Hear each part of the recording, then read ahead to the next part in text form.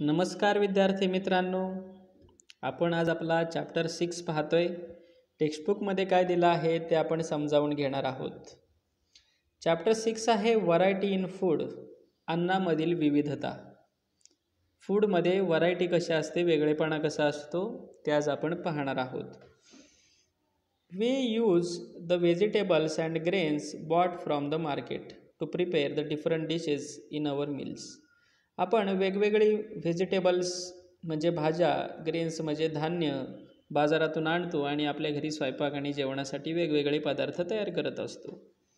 आपल्याला या ठिकाणी म्हटले, let us carry out the following activity related to the food. अन्नाशी संबंधित खालील ॲक्टिव्हिटी करा. तर फाइंड आउट करून पहा किंवा शोधा. पहा काय म्हटलं आहे, which grains and vegetables does your family buy from the market. कोणकोणती धान्य आणि कोणकोणत्या भाज्या तुमच्या कुटुंबामध्ये आणल्या जातात. As shown below, make the table of different dishes prepared from the different grains or vegetables at home. मग या ठिकाणी आपल्या घरी समजा राईस आणला जातो, इथं आपण त्या ठिकाणी दिले. तर राईसपासून काय काय बनते, राईसची भाकरी बनते, तांदळाची इडली बनवतात, पुन्हा भात बनवतात आणि असे किती फूड आयटम्स लिहू शकतात, डिशेस किती होऊ शकतात, त्यापासून 3 असं तुम्हाला वाटतंय, बरोबर की नाही. मग इथं आपण सेकंड नंबरला पोटॅटो लिहू शकतो. पोटॅटोचं काय काय बनवतो आपण, या ठिकाणी पोटॅटो लिहिलं तर काय होईल, पोटॅटोचं कोणकोणते सबस्टन्सेस असतील.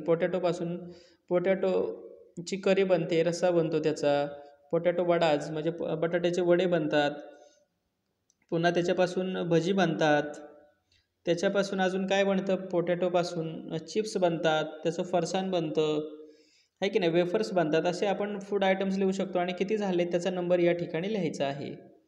आता हे झालं की पुन्हा काय म्हटलंय, लुक ॲट युअर लिस्ट. तुमच्या लिस्टकडे पहा.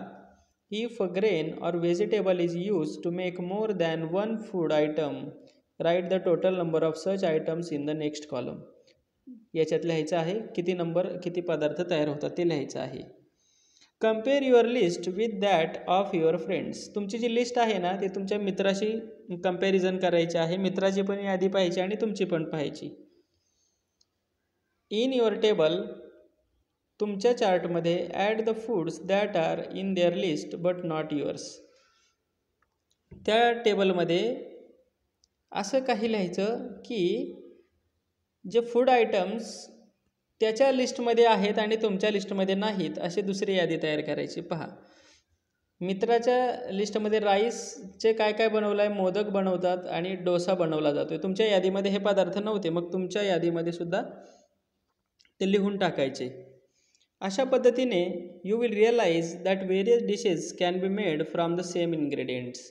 म्हणजे एकाच पदार्थापासून आणि एकाच घटकापासून अनेक पदार्थ, अनेक डिशेस तयार केल्या जातात. म्हणजे आपण आता राईसच घेतलं तर राईसचे मोदक बनवले, डोसा बनवला, भाकरी बनवली, इडली बनवली. Even when there is a variety in this dishes, the basic ingredient remains the same. डिशमध्ये किंवा त्या पदार्थांमध्ये वेगळेपणा असेल, पण जो मूळ पदार्थ आहे, त्याच्यातील जो मूळ घटक आहे तो सेमच असतो. In the example above we saw various preparations of rice. आपण राईस म्हणजे तांदळाचे वेगवेगळे पदार्थ पाहिले. Note that there is variety in the food item of different states of our country. आपल्या देशातील वेगवेगळी जी राज्य आहेत त्या ठिकाणी वेगवेगळे पदार्थ केले जातात. म्हणजे तुम्ही जर पंजाबमध्ये गेलात तर त्या ठिकाणी दाल रोटी खाल्ली जाते. तमिळनाडू, केरळमध्ये गेला तर तिथं इडली, डोसा, सांबर असे पदार्थ खाल्ले जातात. म्हणजे आपल्या प्रत्येक राज्यामध्ये गेलो आपण आपल्या भारताच्या, तर प्रत्येक ठिकाणी वेगवेगळे पदार्थ आपल्याला पाहायला मिळतात. In every region there is one staple food. What is the reason for that. प्रत्येक प्रदेशामध्ये एक मुख्य अन्न असतं. जर तुम्ही कोकणात गेला, समुद्रकिनारी गेला, तर त्या ठिकाणी भात आणि मासे हे त्यांचं स्टेपल फूड आहे किंवा मुख्य अन्न असतं. त्यामागे त्याचं कारण काय असेल,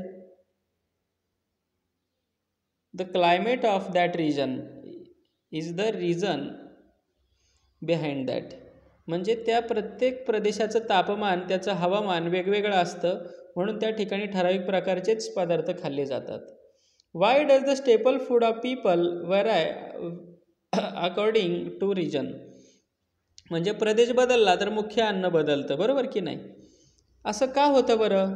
हवामानामुळे त्या ठिकाणी जे पीक घेतलं जातं त्याच्या अवेलेबिलिटी म्हणजे त्याच्या उपलब्धतेनुसार त्या ठिकाणी त्या ठिकाणचं मुख्य आहार किंवा मुख्य अन्न ठरत असतं. आता आपण या ठिकाणी काय करूया, ही पाहूया. हा जो इंडियाचा मॅप आहे तो पाहूया आपण. या ठिकाणी आपल्याला इंडेक्समध्ये दिलेला आहे. हे जे चिन्ह आहे ते राईस दाखवतं, हे चिन्ह आहे ते व्हीट दाखवतं आणि ज्वारीचं चिन्ह हे आहे. मग आता आपण या ठिकाणी साऊथमध्ये आलेलो आहोत. साऊथ स्टेट्स जे आहेत तिथं पहा, या ठिकाणी राईस दाखवले पहा. साऊथला तामिळनाडू, केरळ आणि जे जे समुद्र किनाऱ्याच्या ठिकाणी जे जे स्टेट्स आहेत तिथं पहा राईस हे त्यांचं स्टेपल फूड आहे किंवा मुख्य त्या ठिकाणी क्रॉप घेतलेला आहे. मेन क्रॉप तिकडं राईस आहे, कारण की तिकडं पाऊस भरपूर पडतोय. त्यानंतर आपण जर वरती आलो महाराष्ट्रामध्ये, पंजाबमध्ये, या ठिकाणी महाराष्ट्र, पंजाब किंवा वरती मध्य प्रदेशमध्ये असं आलो तर या ठिकाणी पहा बिहार, या ठिकाणी व्हीट म्हणजे काय, गव्हाचं पीक जास्त प्रमाणात घेतलं जाते. का असं होत असेल बरं? कारण की प्रत्येक ठिकाणचं क्लायमेट हे वेगवेगळं आहे.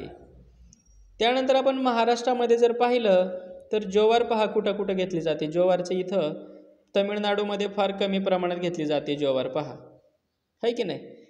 कारण की तिथं ज्वारी पिकवण्यासाठी उपयुक्त क्लायमेटच नाही आहे ना. या ठिकाणी पहा इकडं जास्त पावसाचा प्रदेश जिथं आहे ना तिथं राईस घेतला जातो. इकडं अरुणाचल प्रदेश किंवा जे ईस्ट साईडचे जे स्टेट्स आहेत, आसाम असेल, त्या ठिकाणी जिकडं राईस जास्त जिथं पाऊस जास्त पडतो तर राईस घेतला जातो. कारण आपण पाहिलं तर सर्वत्र सारखी परिस्थिती नाही, म्हणून सर्वत्र सारखी पिकं घेतली जात नाहीत. या ठिकाणी म्हटले study the map given above. वरती दिलेला जो मॅप आहे त्याचा स्टडी करायचा आहे. Observe the distribution of food crops in the country. आपण राईस, व्हीट आणि ज्वार कुठं कुठं कोणकोणत्या स्टेट्समध्ये आहेत ते पाहिलं. Study how the distribution of crops varies in different regions. म्हणजे वेगवेगळ्या प्रदेशामध्ये कसं वेगवेगळे क्रॉप्स घेतले जातात त्याचा स्टडी करा असं म्हटलेलं आहे. आता या ठिकाणी पहा, which food crop is grown on a large scale in a coastal region. Coastal region म्हणजे काय, समुद्र किनाऱ्यालगतचा प्रदेश. तर आपण पाहिलं की समुद्र किनाऱ्यालगत कुठलं क्रॉप घेतलं जातं. या ठिकाणी पहा राईस आहे का नाही, राईस. समुद्र किनारे राईसचं म्हणजे तांदूळ घेतलं जाते, बरोबर. Which food crops are grown in north India. North side कुठं आहे, नॉर्थ पहा इकडं नॉर्थ आहे की नाही. या नॉर्थ साईडला काय कोणतं फूड क्रॉप घेतलं जातं, या ठिकाणी मुख्य प्रमाणात जास्त प्रमाणात गहू म्हणजे व्हीट हे पीक घेतलं जाते. त्यानंतर थर्ड क्वेश्चन आहे, which is the major food crop in central region. आता मध्यवर्ती जो भाग आहे पहा, या ठिकाणी सेंट्रल रिजन आहे, हा मध्य भाग आहे हा. या ठिकाणी ज्वार आणि व्हीट हे मेन क्रॉप्स आहेत, मुख्य पिकं आहेत. त्यानंतर आहे rice is grown on a large scale in southern part of India, Y is this so. South इंडियामध्ये राईस जास्त प्रमाणात घेतला जातोय का, हे त्याच्या मागे काय कारण असावं. रेनफॉल ऑन लार्ज स्केल म्हणजे मोठ्या प्रमाणात पडणारा पाऊस हे त्याच्या मागे कारण असणार आहे. कारण की जास्त पावसाच्या प्रदेशातच तांदळाचं पीक येत असतं. आता आपण पुढे पाहूया agriculture. Agriculture is the main occupation in all parts of our country. आपल्या देशातील सर्व भागामध्ये मेन ऑक्युपेशन म्हणजे मुख्य व्यवसाय कोणता आहे लोकांचा, ॲग्रिकल्चर. ॲग्रिकल्चर म्हणजे शेती. म्हणजे जास्त प्रमाणात लोक जे आहेत ते काय करतात, शेती करतात. It is mainly dependent on rainfall. भारतातली जी शेती आहे it is dependent on rainfall म्हणजे ती पावसावर अवलंबून आहे. The rainfall received in all regions is not the same. म्हणजे सगळ्या प्रदेशामध्ये जो रेनफॉल म्हणजे पाऊस पडतो तो सगळीकडे सारखा पडत नाही. समुद्राच्या किनारी प्रदेशात जास्त पडतो, तर मध्यवर्ती जो मधला भाग आहे त्या ठिकाणी कमी प्रमाणात पडतो. Crops such as rice, coconut, ragi and varai are grown. कुठे राईस, कोकोनट, रागी आणि वरई घेतला जातो? In regions of high rainfall. जिथं जास्त प्रमाणात पाऊस पडतो तिथं राईस म्हणजे तांदूळ. कुठं? हाय रेनफॉल. राईस जास्त पाऊस पडतो तिथं कोणकोणती पिकं घेतली जातात? राईस म्हणजे तांदूळ, कोकोनट म्हणजे नारळ, रागी, वरई यासारखी पिकं घेतली जातात. वीट, तूर और soybean are grown in the regions of moderate rainfall. म्हणजे मध्यम प्रमाणात पाऊस जिथं पडतो, म्हणजे जास्त पण नाही आणि अगदी कमी पण नाही, त्या ठिकाणी वीट म्हणजे गहू, तूर आणि सोयाबीन अशी पिकं घेतली जातात. लक्षात ठेवा मित्रांनो, हाय रेनफॉल. पहा, परत पाहूया आपण. हाय रेनफॉल म्हणजे जास्त पाऊस पडतो तिथं काय काय घेतलं जातं? Rice, coconut, ragi and varai. आता मॉडरेट रेनफॉल, मध्यम प्रमाणात पाऊस पडतो तिथं काय घेतलं जातं? वीट, तूर आणि सोयाबीन. आणि पुढे आहे ज्वार, बाजरा अँड मथबीन्स. मथबीन्स म्हणजे मटकी. Are grown in the regions of low rainfall. कमी प्रमाणात पाऊस पडतो त्या ठिकाणी ज्वार, बाजरा आणि मथबीन्स म्हणजे मटकी हे पिकं घेतली जातात. To help crops to grow well. पहा, क्रॉप्स म्हणजे पिकांची चांगली वाढ होण्यासाठी गुड सीड्स, चांगले बियाणं वापरावे लागतात, चांगल्या बिया असाव्या लागतात. फर्टाईल सॉईल, जमीनसुद्धा सुपीक असावी लागते. सफिशियंट सनलाईट, पुरेसा सूर्यप्रकाश असावा लागतो. सनलाईटसुद्धा लागतो क्रॉप्स म्हणजे पिकांची वाढ होण्यासाठी. And water are needed. म्हणजे पीक चांगले येण्यासाठी काय काय लागतं? चांगली बियाणं लागतात. फर्टाईल सॉईल म्हणजे सुपीक जमीन लागते. सफिशियंट सनलाईट, योग्य प्रमाणात पुरेसा सूर्यप्रकाश हवा असतो. वॉटर म्हणजे पाणीची सुद्धा खूप गरज असते. According to the seasons a variety of grains, fruits and vegetables are grown in our country. आपल्या देशामध्ये समर सीझन, रेनी सीझन आणि विंटर सीझन हे 3 सीझन असतात मेन, मुख्य. याच्यानुसार वेगवेगळ्या सीझनमध्ये वेगवेगळे ग्रेन्स, वेगवेगळे फ्रूट्स, वेगवेगळे व्हेजिटेबल अवेलेबल होतात. आता या ठिकाणी आपल्याला म्हटलंय ट्राय दिस, करून पहा. हां, visit the local fruit seller. Visit the local fruit sellers म्हणजे जो आपला स्थानिक तुमच्या तिथला भाजी विक्रेता असेल किंवा फळ विक्रेता असेल त्याच्याकडे जायचं, की तो वर्षभर फळे विकत असतो, अशा व्यक्तीकडे जायचं. Note down the names of fruits sold in shops. दुकानामध्ये विकल्या जाणाऱ्या फळांची नावं लिहून घ्यायची. And discuss the following points with them. आणि त्यांना काही प्रश्न विचारायचे, काही प्रश्नांची चर्चा करायची त्यांच्यासोबत. कुठल्या प्रश्नांची चर्चा करायची? Which fruits are sold all year round. अशी कुठली फळं आहेत की ती वर्षभर विकली जातात? म्हणजे समर सीझन असू द्या, रेनी सीझन असू द्या, विंटर सीझन असू द्या, या सगळ्या सीझनमध्ये कोणती फ्रूट्स अवेलेबल असतात? बरोबर, बनाना आणि ॲपल हे प्रत्येक सीझनमध्ये बाजारात विकायला असतात. पुढे आहे which fruits are not available in the rainy season. Rainy सीझनमध्ये कोणकोणती फ्रूट्स अवेलेबल नसतात? रेनी सीझनमध्ये ते मिळतच नाहीत. वॉटरमेलन मिळत नाही, ग्रेप्स मिळत नाहीत, जांभूळ मिळत नाही, है की नाही? थर्ड क्वेश्चन त्यांना विचारायचा, which fruits are sold in summer. उन्हाळ्यात कोणकोणती फ्रूट्स विकली जातात? बरोबर, पहिल्यांदा विकला जातो मँगो, त्यानंतर असतं जामून, त्यानंतर आहे वॉटरमेलन, मस्क मेलन. ही सगळी फ्रूट जी आहेत ती केव्हा विकली जातात? समर सीझनमध्ये विकली जातात. पुढे क्वेश्चन नंबर 4 विचारायचं त्यांना, in which season are fruits available in plenty. कोणत्या सीझनमध्ये जास्त प्रमाणात फ्रूट्स असतात बाजारात विकायला? बरोबर, समर सीझनमध्ये जास्त प्रमाणात फ्रूट्स असतात विकायला बाजारामध्ये. In which season do we get fewer fruits. कोणत्या ऋतूमध्ये आपल्याला कमी प्रमाणात फळे मिळतात? बरोबर, आपल्याला रेनी सीझनमध्ये कमी प्रमाणात फळे मिळतात. The availability of fruits varies according to the season. म्हणजे फळं बाजारात अवेलेबल असणं हे सीझनवर अवलंबून असतं. Different fruits are available in different seasons. वेगवेगळी फळं वेगवेगळ्या ऋतूंमध्ये अवेलेबल असतात. Look at the fruits in the picture, make a table as shown below of the fruits that are available in each season. Include the names of fruits you know even if they are not shown in the picture.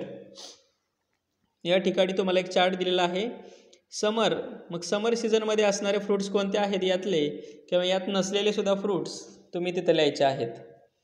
तुम्ही हे घरी बसून करायचं आहे. आता rainy season, पावसाळ्यात कोणते fruits विकायला असतात त्यांची नावं इथे लिहायची आहे. विंटर सीझन, हिवाळ्यात थंडीमध्ये कोणती फळे विकायला असतात ते लिहायचं आहे या ठिकाणी.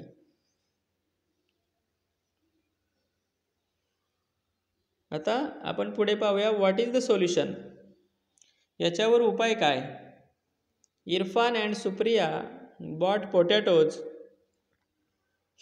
Because they were very cheap. Irfan आणि सुप्रियाने काय केले, बटाटे आणले, बटाटे विकत घेतले. का विकत घेतले, कारण की ते स्वस्त होते आणि स्वस्त होते म्हणून त्यांनी खूप प्रमाणात बटाटे विकत घेतले. But they tired of eating potato bhaji. बटाट्याची भाजी खाऊन खाऊन त्यांना कंटाळा आला. Suggest different preparations of potatoes to them. मग बटाट्यापासून फक्त भाजीच नाही तर वेगवेगळे कोणते पदार्थ बनवता येतात ते त्यांना सांगा.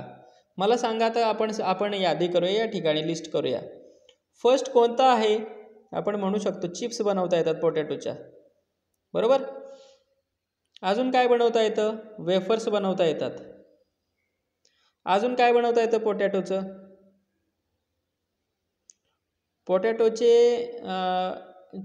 पोटॅटो चिवडा बनवता येतो, है की नाही. अजून काय बनवता येतं, पोटॅटो वडाच बनवता येतात.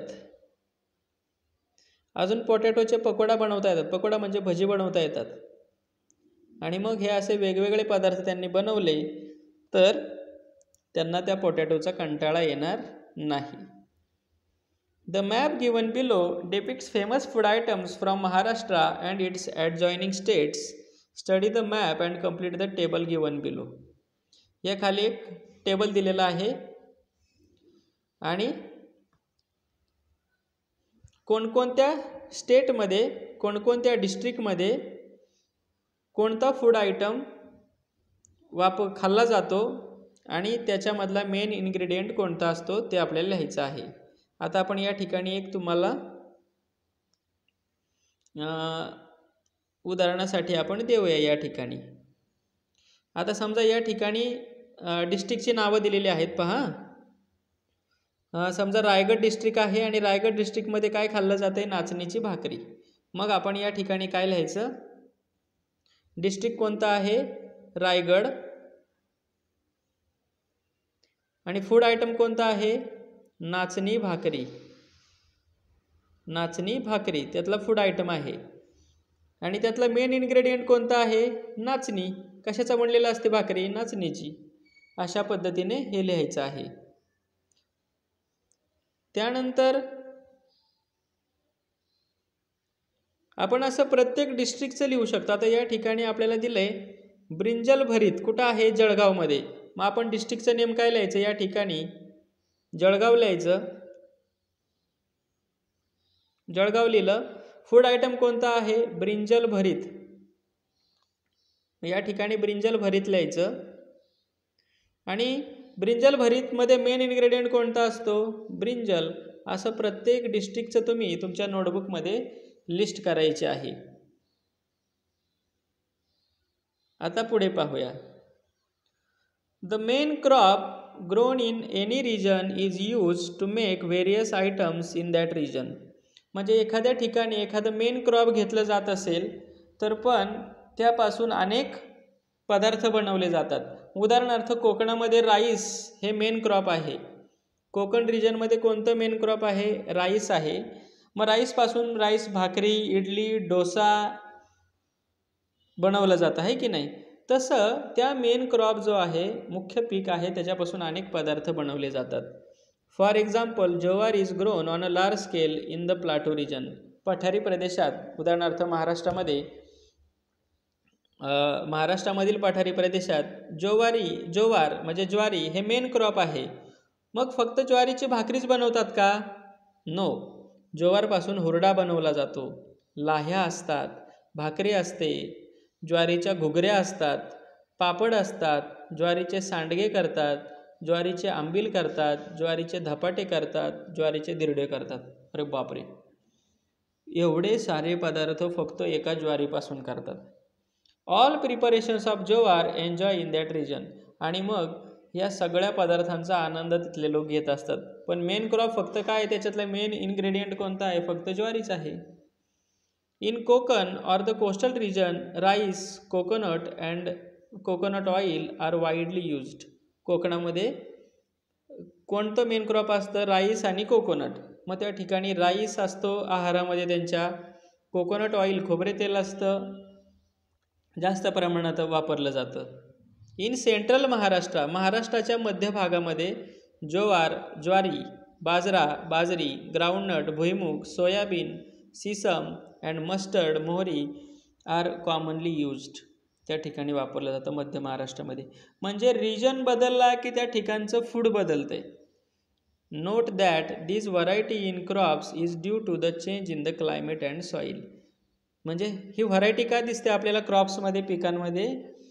क्लायमेट म्हणजे हवामान बदललेलं असतं आणि सॉईल म्हणजे त्या ठिकाणच्या मातीचा प्रकार बदललेला असतो. The crops grown in a region determine the diet of the people in that region. त्या ठिकाणी जी पिकं येतात ती पिकं त्या ठिकाणच्या लोकांचा डाएट म्हणजे आहार ठरवता असतात. मग त्या लोकांच्या अन्नामध्ये काय असेल हे त्या ठिकाणचं हवामान आणि त्या ठिकाणी येणारी पिकं ठरवत असतात. डू यू नो, तुम्हाला माहीत आहे का?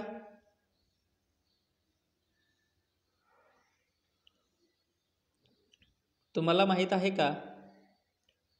Some fruits and vegetables which were previously available only in a certain season are now available all year round. पूर्वीच्या काळी काही जी पिकं असायची ती पिकं फक्त विशिष्ट सीझनमध्येच अवेलेबल असायची. आता ती पिकं किंवा आता ते अन्न पूर्ण वर्षभर अवेलेबल असतं. त्याची कारणं काय आहेत? पूर्वी पावट्याची भाजी आहे ना, पावटा किंवा घेवडा हा फक्त ठराविक सीझनमध्येच असायचा. म्हणजे आता घेवडा हा ऑगस्ट सप्टेंबरमध्ये अवेलेबल असायचा आणि पावटा जानेवारी फेब्रुवारीमध्ये अवेलेबल असायचा. पण मित्रांनो, आता आपल्याला वर्षभर पावट्याचे शेंगा खायला मिळत असतात. काय असेल बरं याचं कारण? पूर्वीच्या काळी फक्त विशिष्ट सीझनमध्येच मिळायचे आणि आता सध्याच्या काळामध्ये ते सर्व वर्षभर मिळत असतात. याच्या मागे कारण असतं availability of water through out the year. काही ठिकाणी आता वर्षभर पाणी पुरवतं आहे, त्या ठिकाणी विहिरी आहेत, धरणं आहेत, त्यामुळे त्या ठिकाणी ते पीक वर्षभर घेतलं जातं आहे. त्यानंतर आहे अवेलेबिलिटी ऑफ इम्प्रूव्ड सीड्स. सुधारित बिया चांगल्या वापरल्या जातात, त्यासाठी पिके चांगली येतात आणि वर्षभर मिळणारी पिकं येतात. Importing fruits and vegetables from various parts of the world. जर आपल्या देशात एखादं फ्रूट्स व्हेजिटेबल मिळत नसेल तर त्या सीझनमध्ये ते बाहेरच्या देशातून इम्पोर्ट केलं जातं. बाहेरच्या देशातून, बाहेरच्या जगातील कोणत्याही कोपऱ्यातून ते फ्रूट आणलं जातं. आणि चौथं कारण आहे फास्टर ट्रान्सपोर्ट फॅसिलिटीज. म्हणजे फास्टर ट्रान्सपोर्ट फॅसिलिटीज म्हणजे आता वाहतुकीची सोय झालेली आहे चांगली. पुढे आहे यूज युअर ब्रेन पॉवर. तुमचं डोकं चालवा.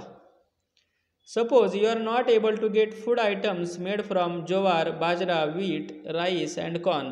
म्हणजे ज्वारी, बाजरी, गहू, तांदूळ आणि मका यांपासून तयार होणारे अन्न तुम्हाला मिळू शकत नाही.